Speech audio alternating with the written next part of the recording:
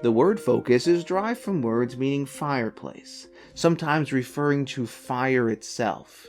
Yet its origins also refer to words meaning home, family, and point of convergence.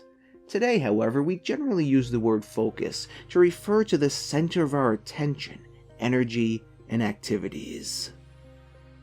Without focus, our attention can become pulled in conflicting directions, leading to wasted energy and preventing us from being effective and productive.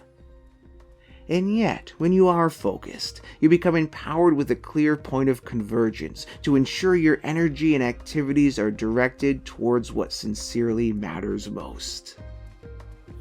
The question becomes, how are you focusing your attention, and how can you remain focused on what sincerely matters most?